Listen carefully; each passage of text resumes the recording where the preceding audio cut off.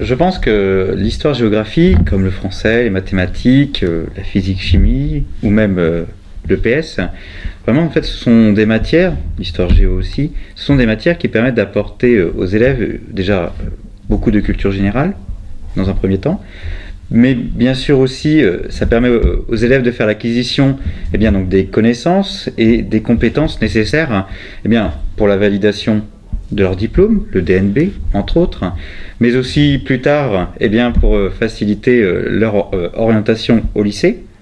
Voilà.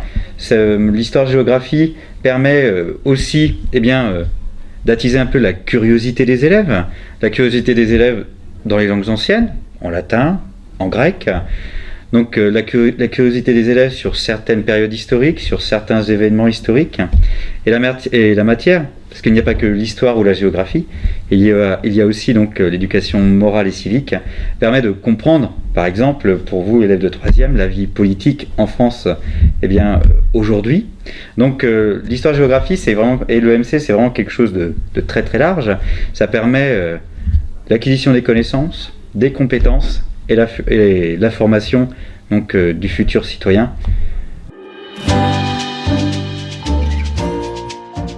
Alors les astuces, je pense que l'astuce première à avoir, c'est respecter l'élève. Voilà. Respecter l'élève, parce que j'ai toujours eu la conception que la personne que j'ai en face de moi, ce n'est pas un robot, c'est un élève, c'est avant tout aussi un être humain. Et respecter l'élève, c'est se faire respecter par la classe entière. Voilà. Et ça permet aussi d'avoir leur attention et d'avoir leur respect.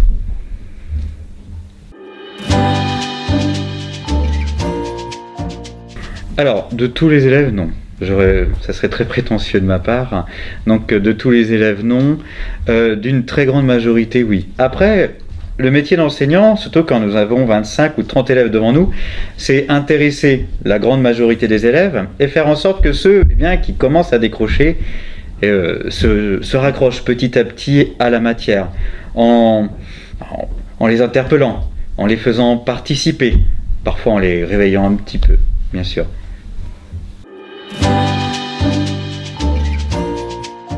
Ça fait plus de 6 ans que j'enseigne, dont la quasi-totalité ici au collège Jean Rostand.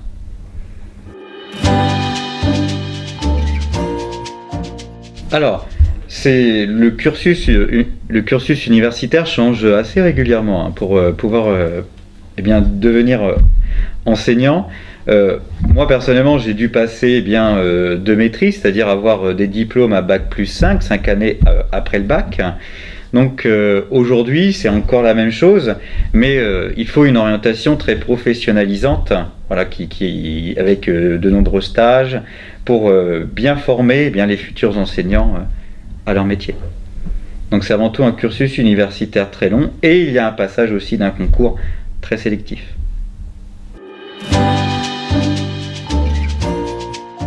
Alors, déjà, il y a bien sûr la passion de l'histoire-géographie. Bien sûr, c'est vraiment la base, ça paraît évident. Donc, et ensuite, une autre raison, je pense que c'est comme beaucoup de mes collègues, je le dois donc à une éducation portée vers l'histoire, vers la géographie, par le biais de mes parents, mais aussi, il y a certains enseignants en histoire qui ont eu une grande importance dans mon orientation, donc au niveau du lycée, en particulier mes professeurs en première et en terminale.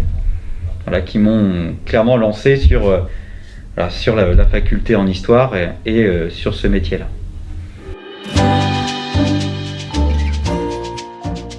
Donc plusieurs heures pour préparer une leçon, mais il faut savoir avant tout qu'un enseignant, il prépare un cours, mais il le modifie par la suite.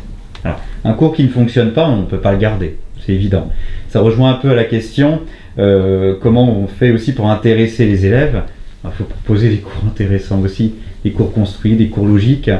Donc sinon, quoi qu'il arrive, les élèves décrochent et voilà, ils ne s'intéressent pas. Donc, donc il y a plusieurs heures de préparation pour un cours. Ensuite, bien sûr, il y a les photocopies, il y a les corrections des évaluations. Donc ça demande effectivement un très très très gros travail. Bon merci. De rien, ça fait un plaisir de répondre à vos questions.